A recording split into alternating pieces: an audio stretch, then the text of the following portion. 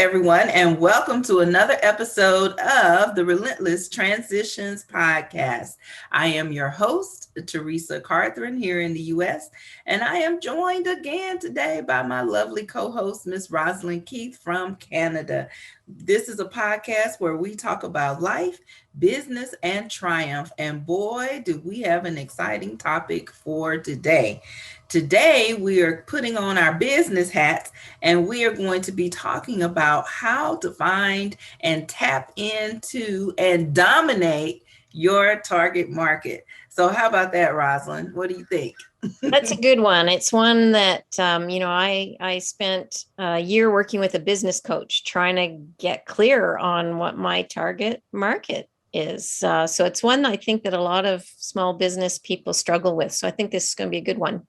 Yes. And you know what? And I think that the struggle, I don't know about you, but I think that the struggle comes from oftentimes when you're not already an entrepreneur or a business owner and you're coming from either, I don't want to say just, I don't like to put just in front of anything, but maybe you are a stay-at-home mom or have typically been at home and not necessarily in the out of home workplace, or maybe you've been in the workplace and just haven't owned your own business. So when you kind of take off that employer hat and go to being an employee, there are so many different pieces to that. And so now, you have a product and you're used to interacting with products, but not from that perspective of someone actually purchasing that product from you. So, it's just kind of a mindset shift.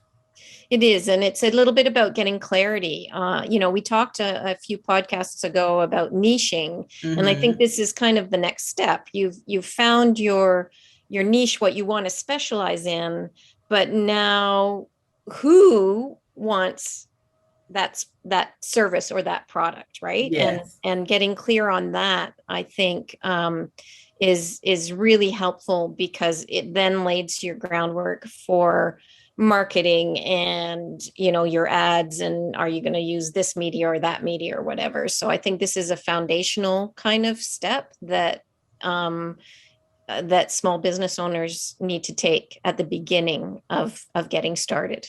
Yes. And you know what? I'm just going to throw it out there. Rosalind and I, we're going to talk kind of going back and forth today, just sharing some insights that we have garnered throughout the years that have helped us in life and in our own businesses. I would suggest that you take notes or definitely pin this particular episode because this is going to be one that you're going to want to go back and listen to because, we like to jam it packed with all the information that we have, right? So, Rosalind. So Yeah, let's so just see. Huh? go ahead. So, first question, I'm just going to throw it out there is, how do you determine who you're going to market to? I mean, you have a product or you have a service. So this works either way. You have to find, your market. So you have a product or you have a service. How do you decide who you market to, or do you market to everyone? Yeah. Well, and I think that marketing to everyone happens kind of organically, just because if you're purchasing ads or whatever, Facebook will ask you for demographics of who you want to target and that sort of thing. But if you're purchasing other ads, or if you're doing like an email blitz or whatever, you're going to be hitting people that maybe don't want to buy your service. And so the goal is not to exclude people from your marketing thing, but instead you're looking for that specific audience that's going to say, hey, this product is for me. I'm going to buy this product. And if you can find that, then your marketing becomes more effective and more cost efficient as well, because you don't need to be splitting out, thousands and thousands and hundreds of thousands of ads, but rather you're targeting it so it becomes a smaller more manageable, more affordable, um, and more likely to get the results that you're looking for. And that's the key, right? Is what audience should you be looking at that will give you the results, the growth in your business? Mm-hmm. Mm-hmm. Definitely. That is one of the things, when you were talking about that, what I was thinking about was really being effective. Yeah. I know, and sometimes, as an entrepreneur, is something that you can definitely overthink when you are thinking about your product, because you're so excited about your product. You're so excited about your service. It's like everybody everybody is gonna love it, everyone can use it, and you are just like, oh my God, I just want to get it out there to the world. But when you are starting, what I have found to be most effective, to me, but also, I would say most daunting when it comes to the target market, is really just understanding that. But the key is understanding like who your product is for. Yeah. As we have mentioned before, I'm the owner of a publishing company, Make Your Mark Media and Publishing. And so, oftentimes when we're thinking about books, who is going to read this book?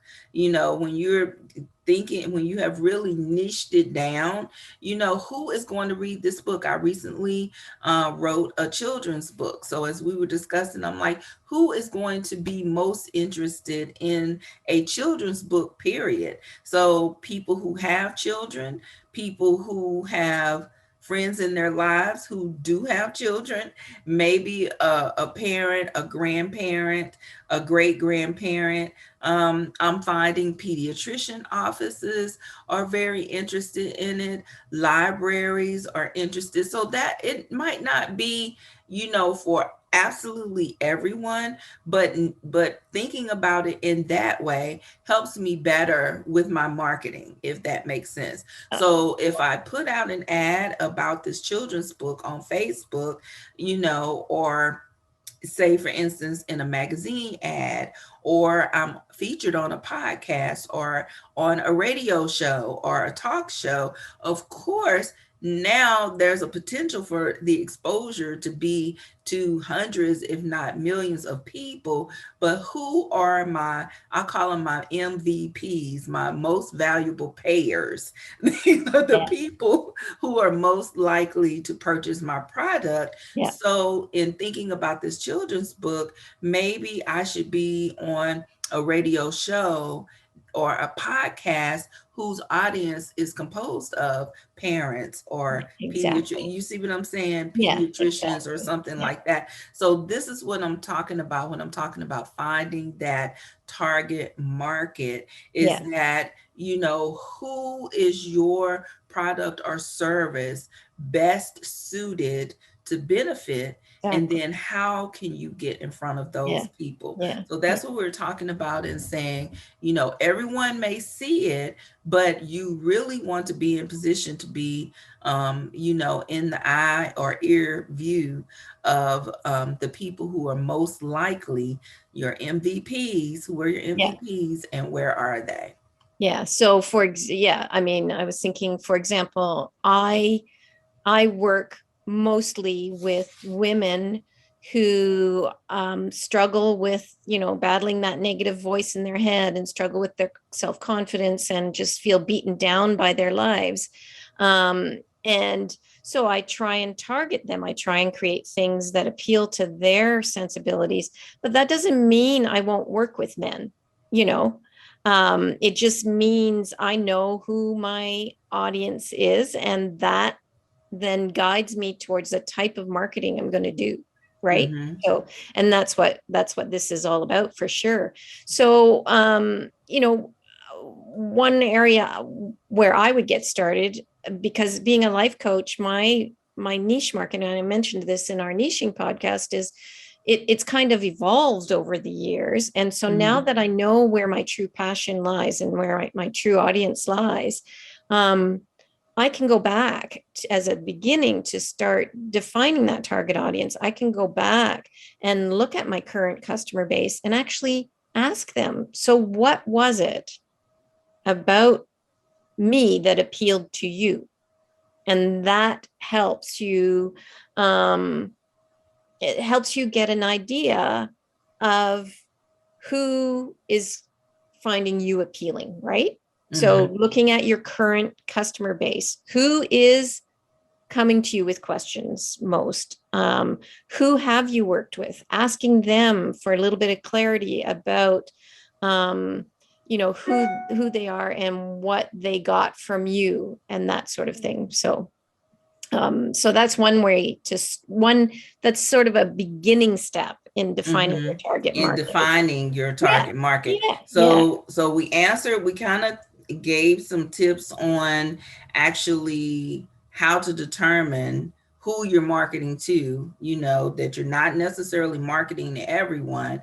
But then now we're really getting into the nitty gritty about how to define that market. And sometimes, we start thinking about marketing, we're like, marketing. I mean, when I came into the entrepreneur world, I had been a nurse, for the majority of the time. So I didn't know anything about going out there. I had a lot of expertise and experience, but just how do I actually share this, and then my first product or my first service had nothing to do with nursing. So for those of you out there who might be like me, see, Rosalind and I, we like good cop, bad cop. Rosalind is so, y'all, look, Rosalind is so straight and narrow. I'm over here I'm a ramble rouser. I'm like all over. She's military, cut to the point, and I'm like, jump off the cliff and worry about the parachute later. So we have so much fun talking to each other. I think we crack one another up, right? But but if you are a person who you have multiple businesses within you, or you have multiple ideas, it is very important for you, for each product and for each service, to actually, make some decisions about, who is this product and service for. Like, I have a publishing company, so this is for authors and people who are wanting to write books, people who want to publish books, people who want to learn to speak and to get onto stages. But then there is a clinical side to me with my nursing. So that audience, the same audience, that my publishing company serves, they probably aren't too interested in learning about high blood pressure and blood sugars and stuff like that. So that's what I'm talking about. So when you're trying to define your target audience, I love what Rosalind said. You want to start where you are, because that's like advice that I give to anyone in any business. Start where you are with exactly what you have. So start where you are who you are, and with the people who are already immediately around you, the people that you're already talking to. My friends will tell you that my phone is like gold, because I start everything with the people in my phone. I go through every single person in my phone. And if the people in my phone aren't people that I can connect to, I go through and I've taken out a person or two. I'm just saying. but, but it's nice to go through. We've talked about that, about your mental and emotional peace. Sometimes if you have people in your phone that, are no longer good connections for you, you need to purge them out. But that's another podcast, right, Rosalind? Yeah. Defining your target, though, you want to start where you are with what you have, and you also want to check out your competition. Yeah. So there's nothing that is really brand new under the sun. There might be a new way of doing something, but it's already been created. So you want to check out other people who are in your same market. And why do you want to do that? You have some tips on that. I have some ideas on that, Rosalind, but why is it important to check out your competition? Well, I think that it gives you an idea of what they're doing that works for them, and then you can um, see how that may work for you as well. Um, but it also gives you an opportunity to look for what they're missing in their target, in their marketing, and what they're missing, Oops. what part of the audience that you both appeal to are they missing? So then that gives you kind of a direction of, hey, they're out there doing the same thing as I do, but they're not focusing on the exact same audience, and look for what the difference are between, and then go after that audience that they're kind of missing, or you feel that they're missing the boat on. So, and what do you Mhm. have to say about that, Teresa? Yes, and I was actually thinking about it from the perspective of sometimes when you are introducing a new product or a new service to the market, you are doing it for the first time and you're not so familiar. Sometimes it's hard to think about like how should you price your product or your Yes. service.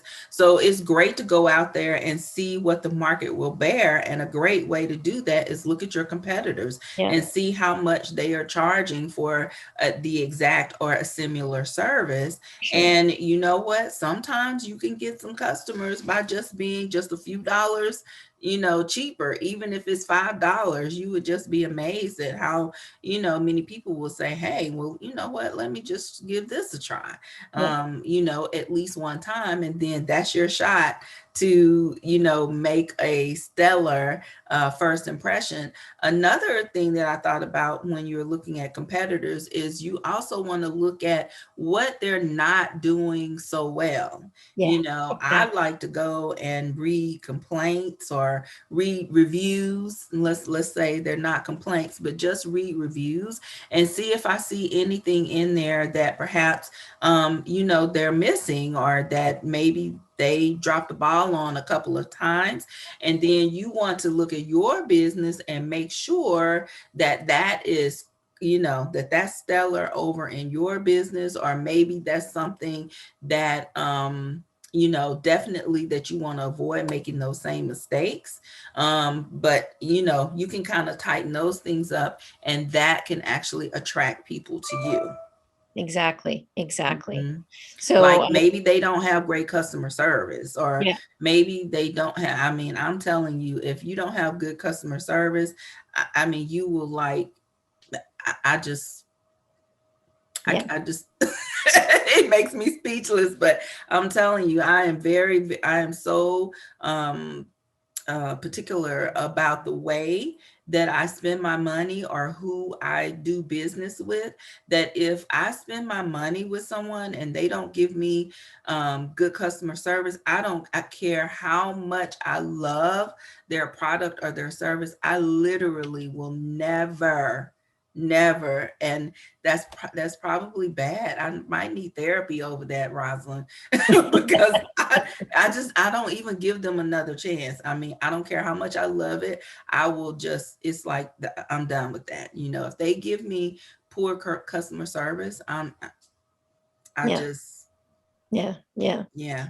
So yeah, I think really getting to know what your competition is doing right and what they're doing wrong Hmm. really helps you then focus in on an audience that you can and on a marketing plan. I So was just you took the words right out of yeah, my mouth. I was going so, to say that actually can give you some great marketing tips. yeah, Be exactly. sure whatever it is that they're not doing well, you make sure you include that in your marketing plan. Now, I don't mean go out there and put up a banner where um Joe Smo over there, they're not doing. No, you Yeah, never want to badmouth any other business. Don't even mention their name. yeah, But I'm just saying, if their product or their service is falling down in some way, you just want to highlight in your that's advertising right. that we do so and so over here. Yeah, yeah, Like, yeah, we know what a perfect example would be how you remember we had the podcast and we talked about people being willing to accept a return yes, from yeah, a yeah, customer. So, you can highlight that in your marketing, that, your satisfaction is guaranteed, yeah, yeah. Well, something like that. and I think that kind of naturally feeds into something that I wanted to mention about defining your target market is also having a clear understanding of your own features and benefits. And so Hmm. when you're looking at what your competition has done right and what they've done wrong, it actually helps you then really define what's going to make you stand out Mm-hmm. from them, right? Right. And that's all part of the developing that idea of who you're going to market to. It's going to Mm-hmm. be the people that value that feature and benefit that you have that your competitors don't. Yes, and understanding what you have to offer also is going to help you to understand what you do not offer. Exactly. So that way, and this is not necessarily a marketing thing, this is really a business operation tip, but since we're here, you don't want to agree to do something that you really don't do or don't do well, or Yeah. if that makes sense. I always say that people don't get mad about what you don't do, they get mad about what you say you're going to do and then you just don't follow through. Yeah. That's a great way to run off some Yeah. customers. So Yeah. understanding what it is that you have to offer, that also is going to help you to know who you're marketing to. Right. Go ahead. No, go ahead. I I was was just just thinking of, an example, one of the things that I've been thinking about over the past couple of weeks is just that as entrepreneurs, when we bring a product or a service to market, oftentimes we think that we have to do every aspect of that thing. So yeah. say for instance, money. So oftentimes people ask me, about money.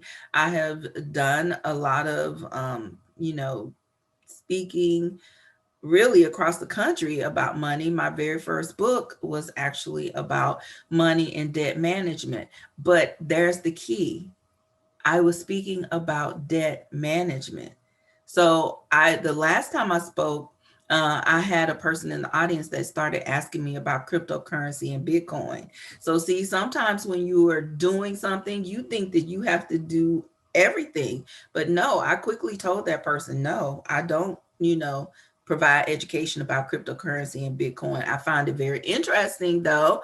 And you know what I mean? I didn't swat the person down, but I was like, no, that's not my expertise. My expertise is more in teaching people about how to get out of debt. Somebody asked me about investing.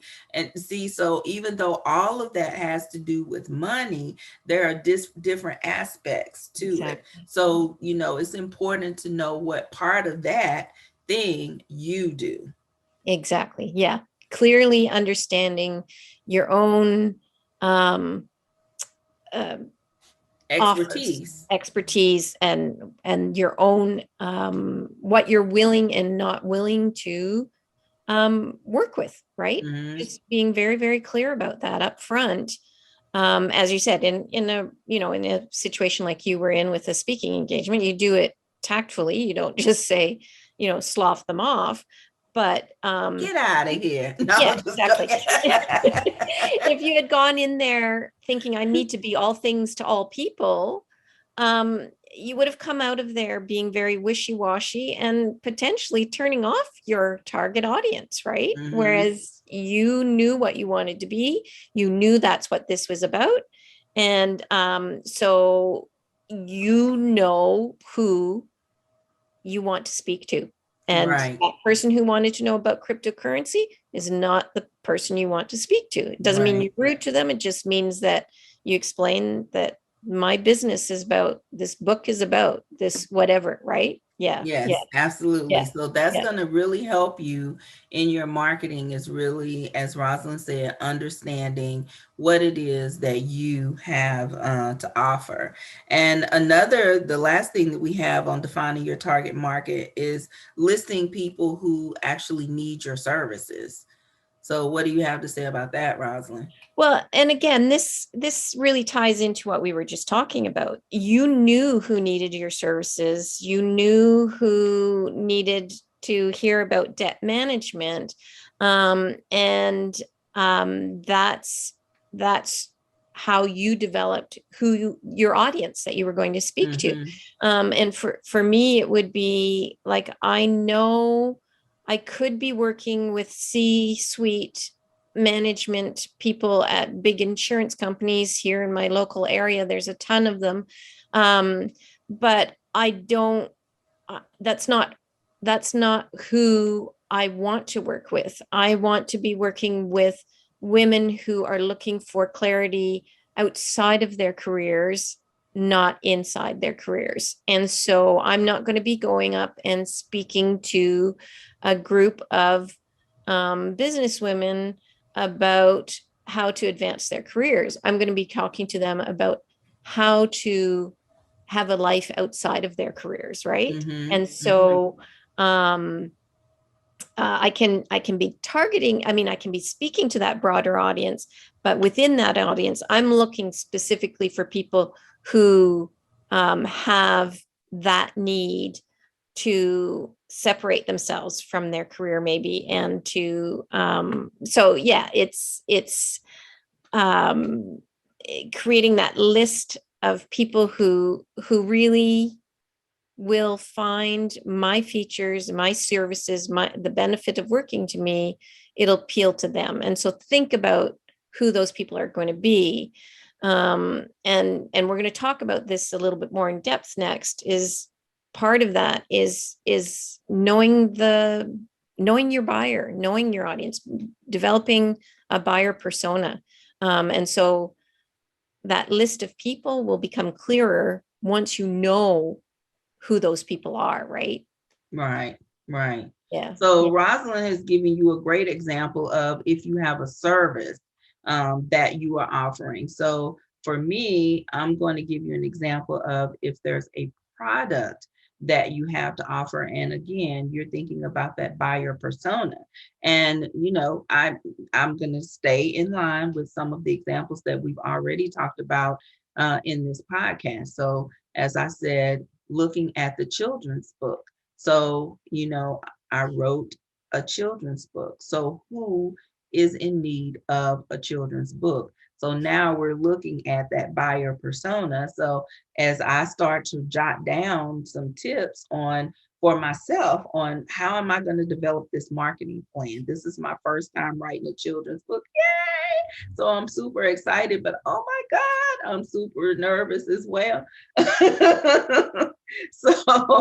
so who is gonna buy this children's book? Certainly a totally different group of people than my financial book. I mean, maybe some of them will purchase it, but that might not necessarily be like my major market. Now, of course, I'm going to go back to those same people. So now we're incorporating all the things that we've been talking about so far in this podcast. Of course, I'm going to go back to the people who've already purchased my book before, because these are people that are already a part of my audience. And not only if the book is not for them, I believe that these people will spread the word Yeah. about this new product that I have. So I'm Yeah. going to start there. But then when I'm jotting down how am I going to market this book, I'm thinking about people who have children, as I said, parents. I'm thinking about grandparents. Someone brought to me pediatrician offices. Someone last week brought to me that I should go to contact some elementary schools, maybe some daycares, go and do some free readings of the book, even during the pre-launch phase, that I could go and sit at libraries or some of the daycares and actually read a copy of my book, perhaps put together a flyer to go out to parents, but that type of thing. So you want to actually sit down and take a few moments to write down, do a brain dump of all of the people, organizations, businesses that you think can benefit from either your product or your service. Do that. And then I told Rosalind, I'm developing this street team. So I'm all excited about that term, street team. That sounds interesting to me. But basically develop, people who are around you. I think all of us have people who will support us and won't charge much. I have this group of good girlfriends that I pay them with hugs and kisses, and they'll do almost anything. So develop those people around you, share the information with them, and let them also share the information with their circles of influence. So, that type of thing. So write those things, jot those things down. That's right. Or if you don't want to put it into the hands of someone else to market for you, hey, call these people and say, hey, I have this product. I would love for you to take a look at it, or this is my idea or my concept. Do you know of any organizations or groups or people or places where I can advertise? So all of those things that I just listed for you, I got all of those ideas from the people around me when I called them and said, hey, I just wrote a children's book. Where do you know of any places that I can market this? Yeah, yeah, yeah. So exactly, that's it. It's about, this is broader than the specific buyer persona. This is more the broader audience of who you can start with that you're listing. So do I want to include those big financial institutions locally in my list? No, I don't, because that's not who I'm interested in working through. But subgroups of that, women, specific women's business groups, that sort of thing, nurses associations, that. So when we're talking about listing people who have needs that match your services is one thing, but taking it down a little bit further into developing that specific buyer persona is the next step once you've listed those broader audiences. Yeah. Yeah. And now a buyer persona, now that might sound complicated for some people. Like what is that? What is that? Is that a person? Is it what do you mean when you say buyer persona? Like break that down. Like, Yeah. look, I'm a nurse. I don't know anything about this, but what are you talking about? So developing your buyer persona starts with just looking at the basic demographics of who could potentially benefit from your services, your books, your whatever.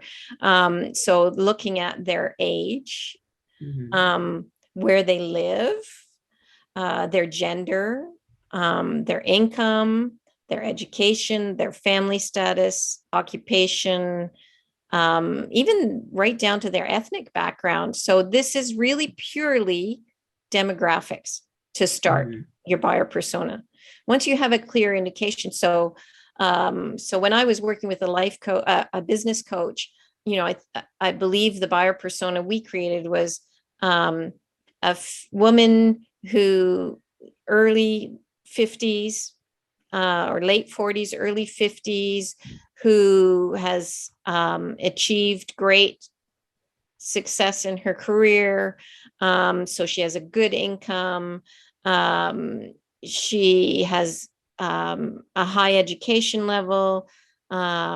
She may be divorced or separated or single, so start thinking of those really specific features of the person and start kind of picturing that person and to start creating. So that's the first step in developing a buyer persona. Do you have anything to add to that? Well, I was thinking about that. So, just making it just like super, super plain. So when we say a buyer persona, we're literally talking about a person. Yeah. You can do a sketch. As you were talking, I actually was visualizing like a silhouette of a woman, and I was, just in my mind thinking of like drawing out a line, like, okay, she dresses like this. Yes, She, exactly. she shops here. Yeah. So we're literally talking about a person. So what does that person look like that you are here to serve, or, either through your service or your product? What does that person look like? I mean, Yeah. literally, are what is their, like she said, their ethnicity? Are they Black? Are they white? Are they Latino? Are they is your product cultural? Does it speak to a particular culture? Yeah. Where do they shop? So taking my product, keep it with my children's book, probably I'm not going to do so great if I go to the senior living home selling my children's book. Now they might think it's cute, and you might have a few in there who have some great Yeah. grandchildren or grandchildren who might purchase it, but that's probably not going to be like just the pinnacle of the places for That's me to right. go to market my children's book. So, Yeah. Yeah. just those types of things. So who is your person? Who, what do they look like? Yeah. Yeah. Yeah. Yeah, I So, love that. I love yes. that. So breaking it down beyond the demographics, you've started doing that a little bit.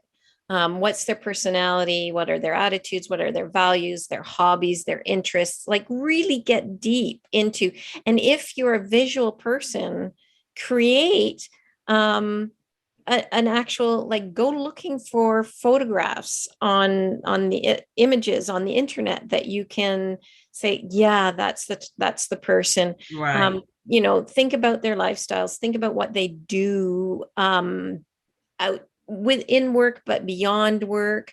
How do they, do they frequent bars, for example? Do they, just right. really, really develop a clear image of that ideal customer for you.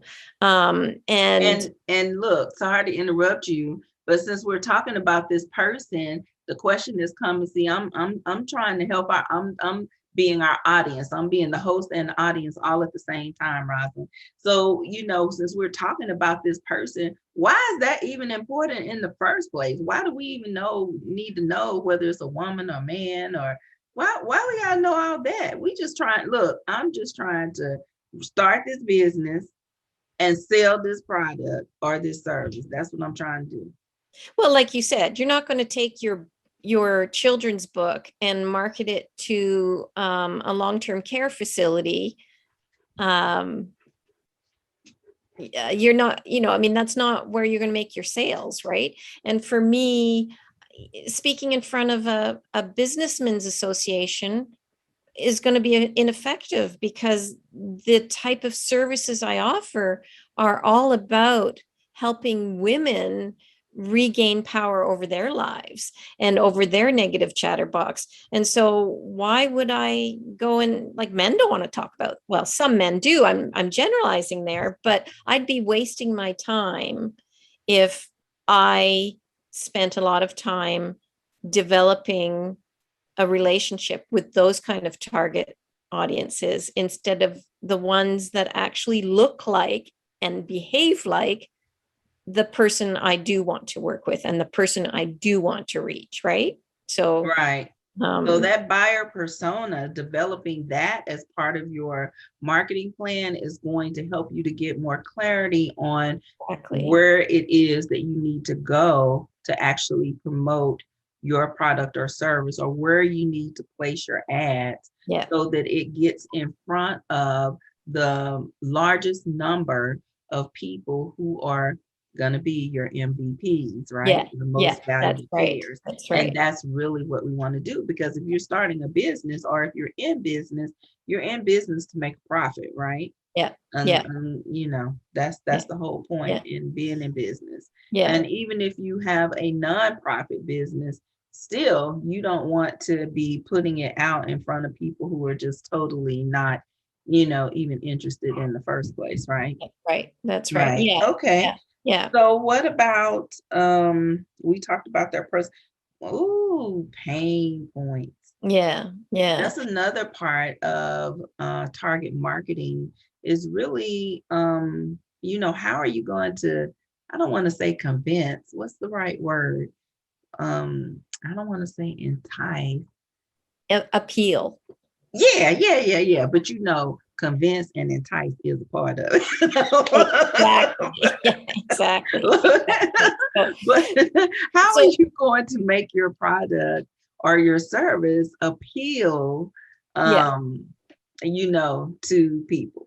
Yeah. So I think, for me, in being in a service industry, it's pretty easy for me to figure out what pain point I can use to appeal to my target audience. And I do that with sort of my tagline. I help women. Oh gosh, it's gone. I should know this off by heart. I help women quiet their negative chatterbox and create a superpower against it. So that's their pain point, right? Their negative chatterbox, which is controlling their lives. And my solution is helping them learn the tools and skills they need to overpower that negative chatterbox. So for service industry, it would be something like that. Now, think about your book, your children. Let's go back to your children's book. What would your audience's pain point might be? Pain point might sound too strong of a word for something like that, but it you can know what? apply. I'm gonna jump in. I'll take that. See, Rosalind, she thinks she's slick because she always tries to ask me these questions on the fly. But but I'm ready for her. Actually, you know what? I wrote 2 children's books, and what I would say would be a pain point is the books are focused on self-image and self-identity. So I think that that is truly a pain point. My reason for writing them is because, in real life, through me motivating and encouraging people, every day, that's really what I started doing. I don't know how I got to that financial book. I keep saying that, but, really encouraging people to live the best expression of themselves. Just speaking to the friends and people that were around me, I kept hearing about this issue of bullying Yeah. and self-identity and shame and stuff amongst children. Yeah. And as I thought about it, I was like, wow, I would really love to address that. So my first book is called I Am Beautiful. And my second book is called Self-Esteem is Everything. Love both titles. I Am Beautiful. It doesn't focus on like the outer appearance. It actually teaches children about things such as how there can be beauty found in things like keeping their rooms clean, keeping their clothes clean, sharing with others, not taking others' toys, not spreading rumors, things like that. Self-esteem is everything. Focuses on, there's my little office assistant Yeah. coming on in. Can you believe he's 7 months old? He's 52 pounds Wow. as of last week. Amazing. But anyway, For those listening on our podcast, we're talking about her dog in the background, not yes, I'm not her sorry, I husband. digress. So for those of you who watch us on YouTube, so if you are listening to our podcast, be sure to like and subscribe on YouTube at Relentless Transitions Podcast. So my office assistant, I have 2 of them. You see them from time to time. I have 2 boxers, and one just jumped into the scene. But self-esteem is everything. It actually encourages children to try, to not be afraid to try, to not be afraid to fail, that everybody fails, to not worry so much about the things that other people say, but to focus more on how they feel about themselves. So those are pain points. That was a good Yeah. question, Rosalind. Yeah. Well, and I'm going to add one more that you haven't touched on. I've seen Teresa's books, I've seen the illustrations, and your books will also appeal to a more diverse audience because that is an area that I hear about all the time. People from diverse ethnic backgrounds who can't find children's books that really represent their diverse ethnic Mm-hmm. backgrounds. And Teresa made sure that her books include all of that. So there's Mm-hmm. another pain point that you can be targeting to go and speak in front of, diverse audiences. Yes. And yeah, so these are the type of things that we're talking about when we're talking about buyer persona and their pain points is thinking Mm-hmm. about and visualizing who your product is going to appeal to the most, right? Absolutely. Yeah. Look, Yeah. Rosalind, I think that this has been another good one. Guys, I hope that we gave you some great information. And of course, we could go on and on and on. And, as we said in our very first episode, these conversations are actually exactly the way that Rosalind and I speak to one another when we get together. We are just tossing ideas back and forth. to one another. We're sharing information, and we just thought, hey, look, some other women or other, people in business or people who are just trying to live their best lives would just love this. So we are sharing it with you, and we hope that you enjoyed this episode. And look, if you have some tips on, that you would like to share about how to increase your efficacy. Look, why did I use that big old word? But that's what it is about. It really But is about that. how to be more effective in Yes. reaching Yeah. your target market. Yeah. If you have some tips, we would love to hear from you. You can reach out to us at our email at relentlesstransitions@gmail.com. Thank you so much for being here with us this time, and we look forward to seeing you again. Thanks for listening, everyone. Perfect.